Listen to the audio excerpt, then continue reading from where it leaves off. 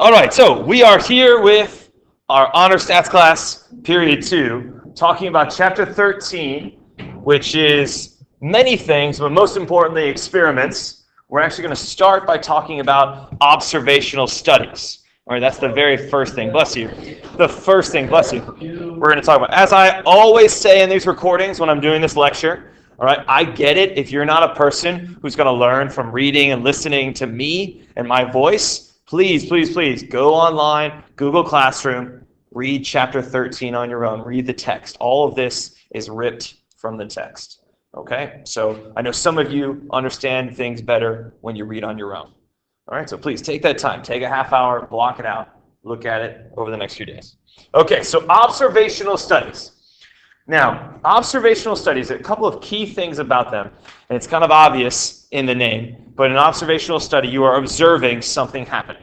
Okay? Now, an observational study is different from an experiment. An experiment, you have something that's called a treatment that you're applying onto subjects, experimental units, things like that. But in a study, you're literally doing nothing except watching. Okay? You might be looking for certain things, but you're only observing. Now, there's really two main types of observational studies. There are ones that have happened in the past, called a retrospective study, so retro in the past, and something happening as in real time, prospective study or perspective study. Okay, so make sure you know the difference between if I'm talking about something that's already happened or is happening, I'm looking at data from like when you guys were third graders, that's retrospective.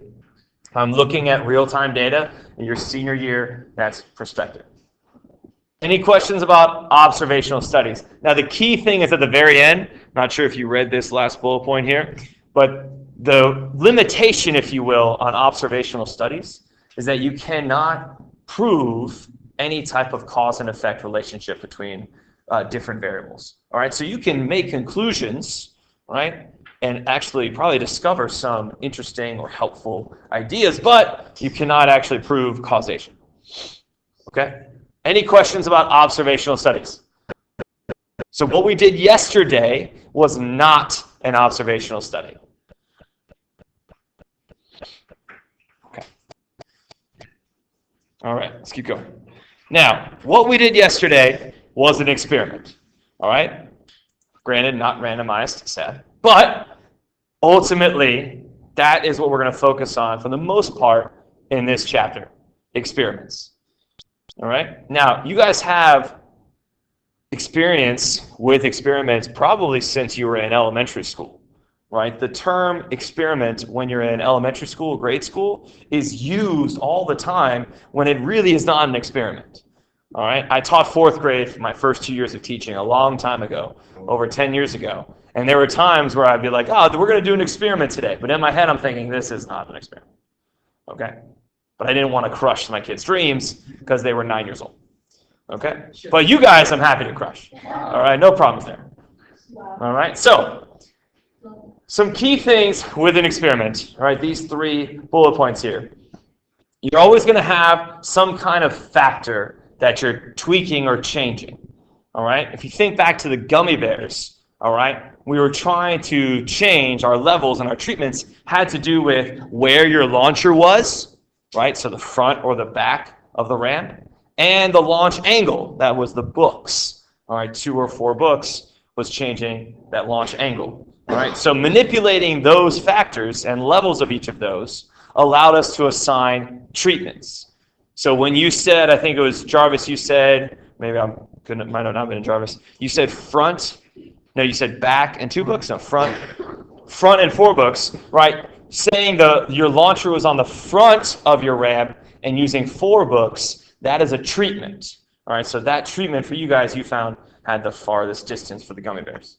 Okay?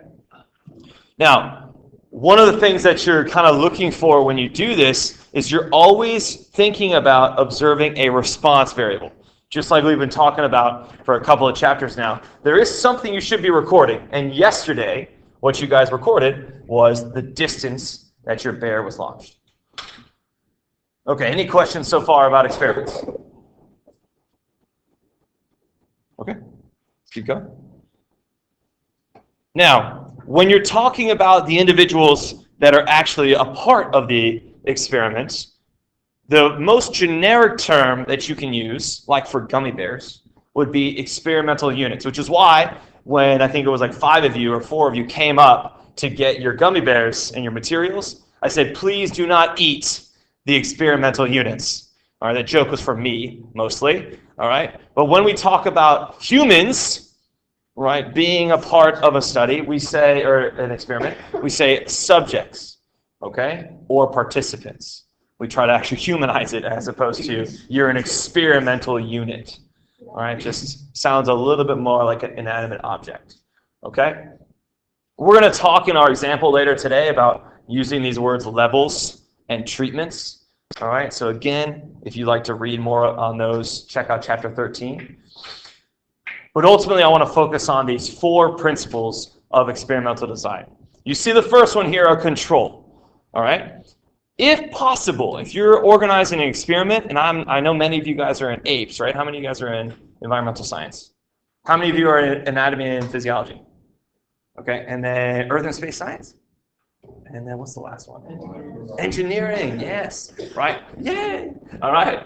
Now, whenever you do an experiment, and in all of those classes, you guys might do experiments or probably have done some experiments, you should always be thinking about having a control group. Because if you don't have a control group, there's no way to compare it to like a baseline, or what normally would happen.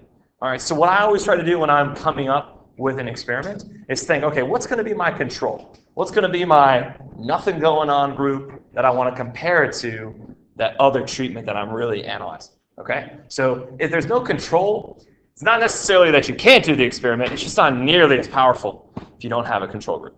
All right, so if you're reading any type of results from an experiment, see if you can find out what the control group was. Pretty good? Okay, here's 2 and 3. Now, I already made mention of the importance of randomizing. We already proved you guys are all biased towards those jelly blubbers. Sad. Okay. And yesterday somebody told me they weren't real. It was you, Guillermo. They're real in my heart. Now, randomization is really important. All right, I've already explained it's kind of the key to a lot of the material we're going to cover in statistics. But in an experiment, you need to make sure that you're randomizing which experimental unit or subject is getting which treatment. Okay?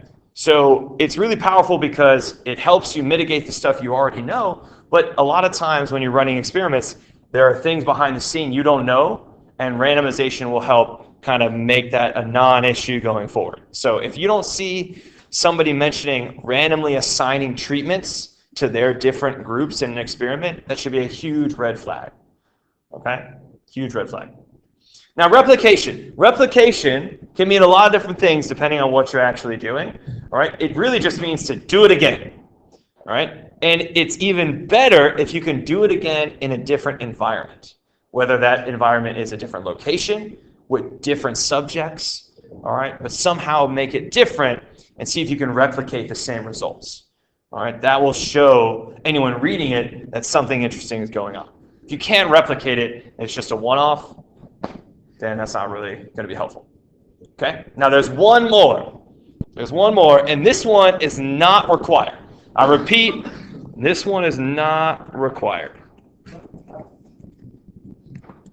Okay? This one's not required, but it can be helpful.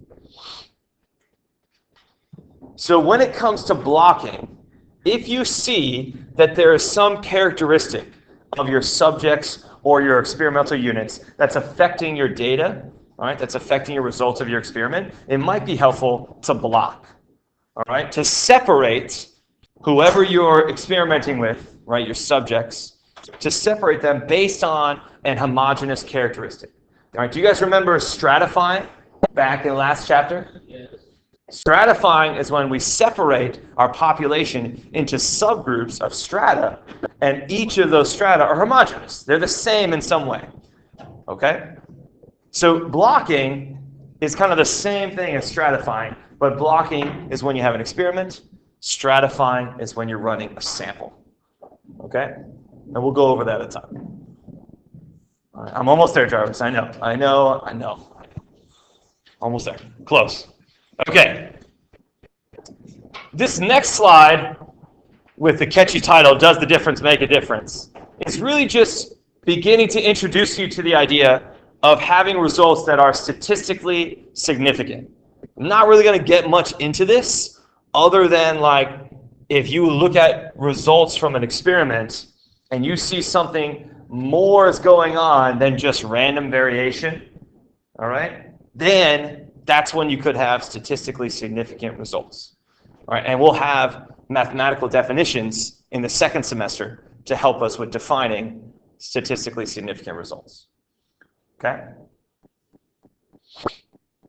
I really like these last two bullet points. If you want to just kind of highlight those, circle those. It's really good, I think, for your brain to know the difference between sampling, right, sample surveys, and experiments. Because on the test next Thursday, you're going to have all that stuff together.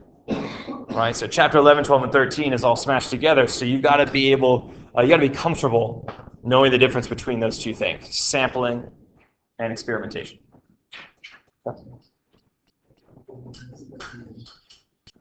We're not done yet. Almost, right? Let's continue to stay. Yes, I agree.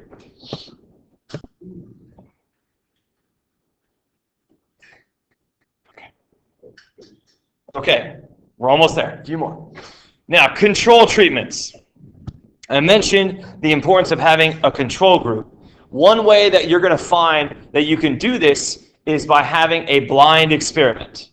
Okay? So like, for example, with my father's situation, he's in an experimental drug trial, and he has medication that he's taking, but it may not even be real medication. Exactly. You just, I mean, spoiler effect? Oh. I just watch Brady, so you know. Yeah, that's always, yep. That's definitely true. Okay, so that's a placebo, which Jarvis spoiled for us. The placebo, which apparently you don't spoil grades, man. I haven't watched it. Okay, so no, I mean like 0 episodes. 0 episodes, so don't ruin it. No, but you never know. Now, one way that you can find to have a control group is by using a placebo, which in essence, there are many ways to do it, but mostly it's just a sugar pill. All right, so you'll get, like my father could be taking medication that's just sugar, and then if he feels better and he tells his physician, hey, I'm feeling better, then that physician later can be like, oh, Mark was taking a placebo, so he must have been not necessarily suffering from, but he's going through a placebo effect, where because you put medication in your body, you immediately start to think you're feeling better, even if it's not actually medicine. Yeah. Exactly. Okay. That's why I don't take medicine at all. Well, that's okay.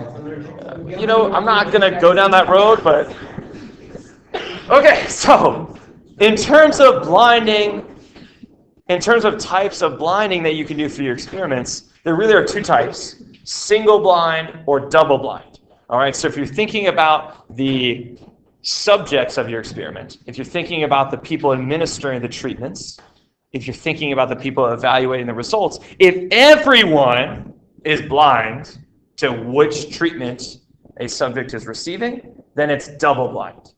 All right, if you only have one group that's blind, but the other group isn't, then it's single blind. All right, it'd be great if your experiment was double blind. That's not always possible. All right, but hopefully at least you can somehow make it single blind, because you don't want to have biased results because you told the patients which ones are getting the medicine and which ones are not. Okay. Okay, so that's blinding. We've already touched on placebo, so I'll make this quick. Really then, since we've already mentioned the placebos, you should focus on the bottom 4 things. That the best experiments are random, comparative to a control group, double blind, no one knows what treatments anyone is getting, and hopefully you're somehow using a placebo.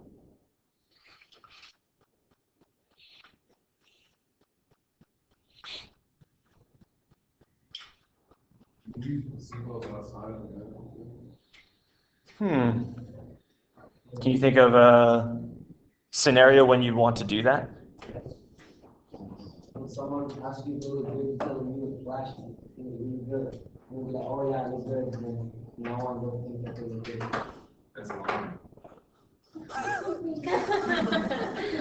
Yeah, I think he meant more of like maybe if you're trying to somehow bring like a product to market and you're doing some type of pilot study or test on that whatever piece of machinery you've made. I'm not sure.